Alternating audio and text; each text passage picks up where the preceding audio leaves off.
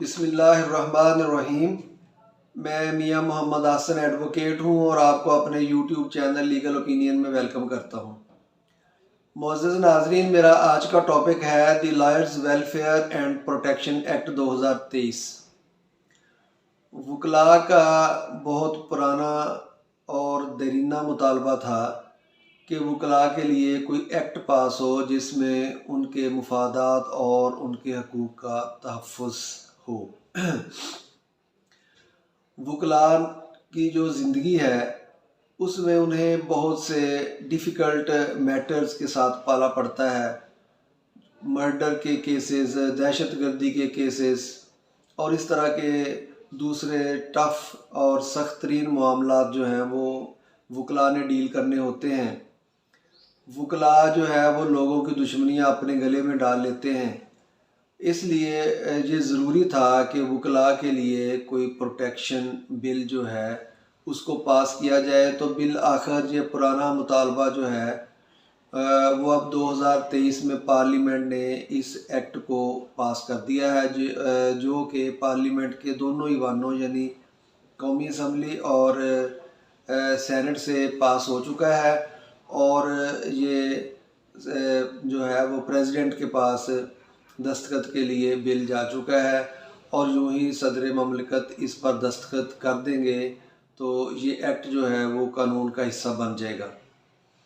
अब मैं मुख्तसरन इसकी तफसील बयान करता हूँ कि इस एक्ट के तहत वकला जो हैं उनको कौन सी प्रोटेक्शन मिलेगी और उनको क्या उसमें वेलफेयर होगी। सबसे पहले तो इस एक्ट के मुताबिक कि अगर कोई शख्स किसी वकील के ख़िलाफ़ कोई वायलेंस का इर्तिकाब करे या किसी दूसरे को वायलेंस की तरगीब देगा। वायलेंस क्या चीज़ है? वायलेंस से मुराद harassment, assault, criminal force, threat, किसी किस्म की तकलीफ़, वकील को ज़ख्मी करना, वकील की किसी प्रॉपर्टी या डॉक्यूमेंट को ज़ाया करना या उसको नुकसान पहुंचाना, या किसी अदालती प्रोसीडिंग के दौरान कोई भी कोर्ट या जो अदालती कार्रवाई है उसकी कार्रवाई के दौरान डेरोगेटरी लैंग्वेज वकील के ख़िलाफ़ इस्तेमाल करना जो है वो वायलेंस के ज़ुमरे में आता है।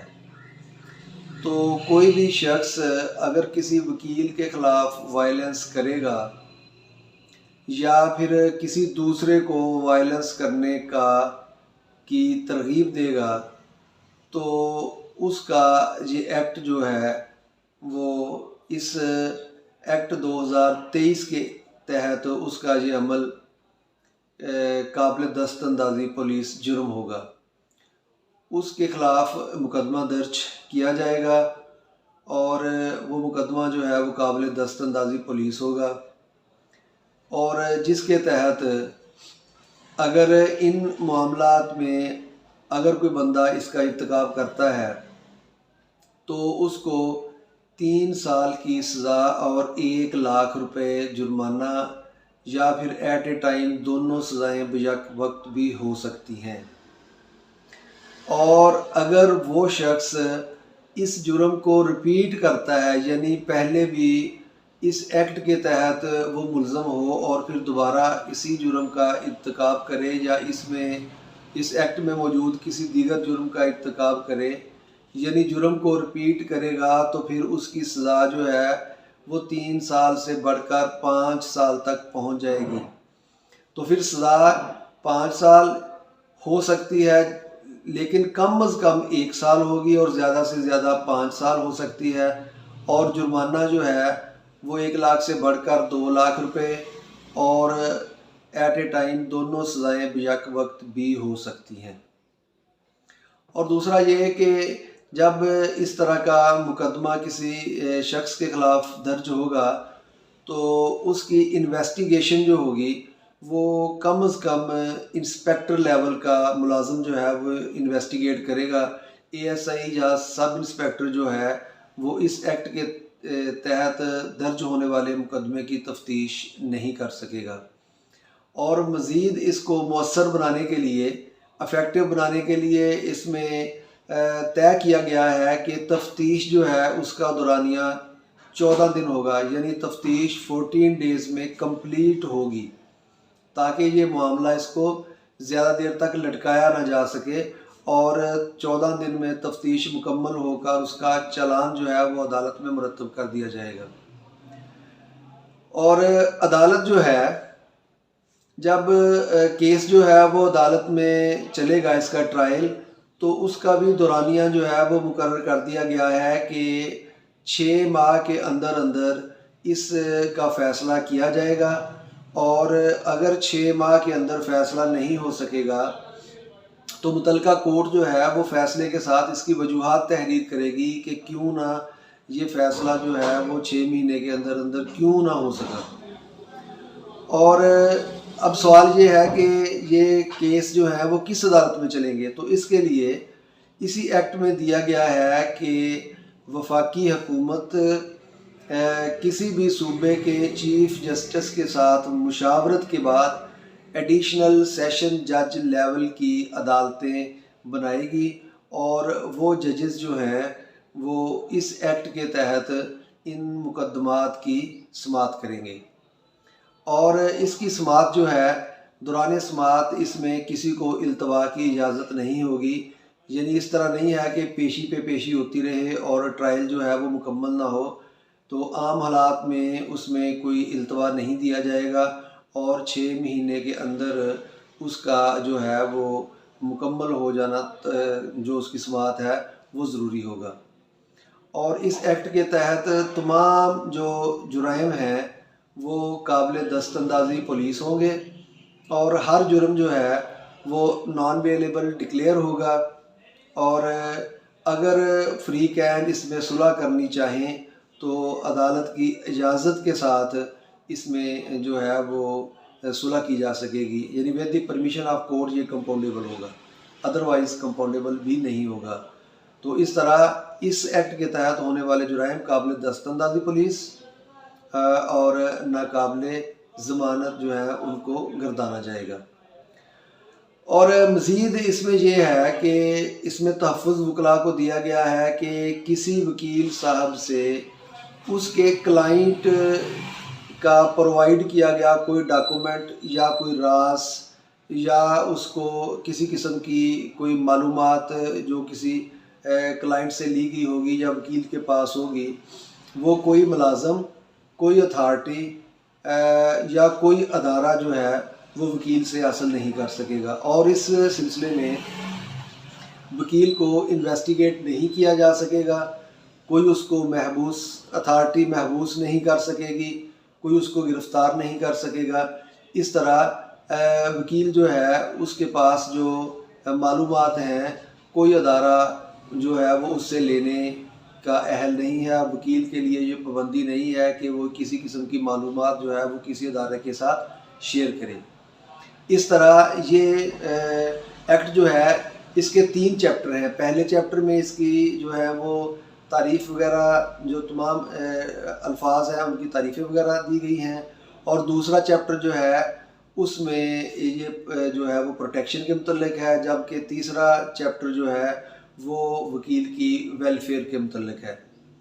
अब नेक्स्ट ये है कि इस एक्ट के तहत वकील को कौन कौन सी जो है वो वेलफेयर कौन कौन सी होगी। सबसे पहले इसमें करार दिया गया है कि हर कंपनी या ऑटोनोमस बॉडी या कॉरपोरेशंस जितनी भी जो रजिस्टर्ड होंगी उनके लिए ये लाजमी करार दिया गया है वो किसी एक कम अज़ कम किसी एक प्रैक्टिसिंग एडवोकेट को लीगल एडवाइज़र मुकर्रर करेंगी। जब तक वो अपने अदारे में या अपनी कंपनी में लीगल एडवाइज़र को मुकर्रर नहीं करेंगी तब तक उनकी रजिस्ट्रेशन नहीं होगी।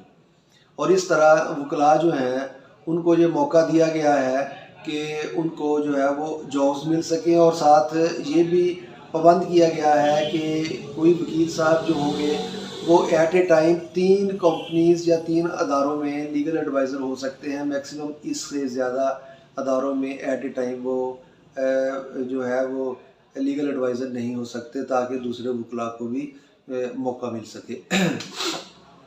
नंबर 2 पे है हेल्थ फैसिलिटी।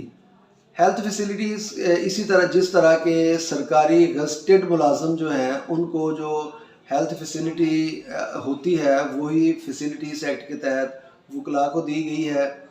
कोई वकील जो है वो खुदा न खास्ता किसी बीमारी की सूरत में किसी भी सरकारी या नीम सरकारी जो हॉस्पिटल्स हैं उनसे वो अपने वालिदैन का, अपनी बीवी बच्चों का इलाज मुआवजा जो है वो फ्री में करवा सकेगा, और उसको वो सहूलत हासिल होगी जो किसी गज़टेड सरकारी मुलाजिम को हासिल होती है।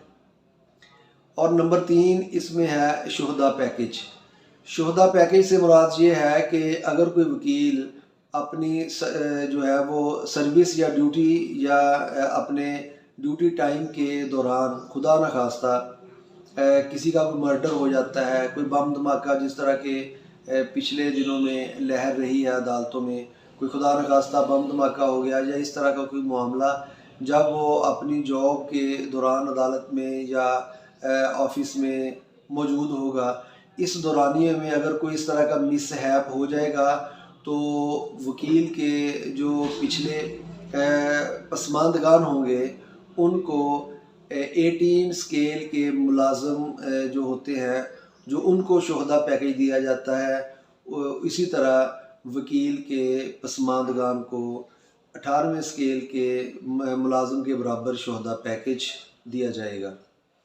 और इसके बाद जो फाइनेंशियल्स फैसिलिटीज़ हैं, माली अदारे जिस तरह के बैंक या कॉरपोरेट्स अदारे होते हैं, वो आम तौर पे पहले देखने में ये बात आई है कि कोई चीज़ें वो जो लोन वगैरह या कोई वो गाड़ियाँ जो देते हैं लोन पे, वो आम तौर पे अवॉइड करते हैं वकला को इस तरह की फैसिलिटी देने से, ताकि वो बाद में जो है वो कोई स्टे वगैरह की कार्रवाइयाँ और इस तरह के मामलात के लिए उनको वसूली में दिक्कत होती है। लेकिन इस एक्ट के ज़रिए उन अदारों को बाउंड किया गया है, इस एक्ट का हिस्सा है कि जिस तरह आम लोगों को फाइनेंशियल फैसिलिटीज़ प्रोवाइड की जाती हैं, इसी तरह बग़ैर किसी तफरीक के वकला जो हैं उनको भी फाइनेंशियल फैसिलिटीज़ तो जो है वो तफवीज़ की जाएगी।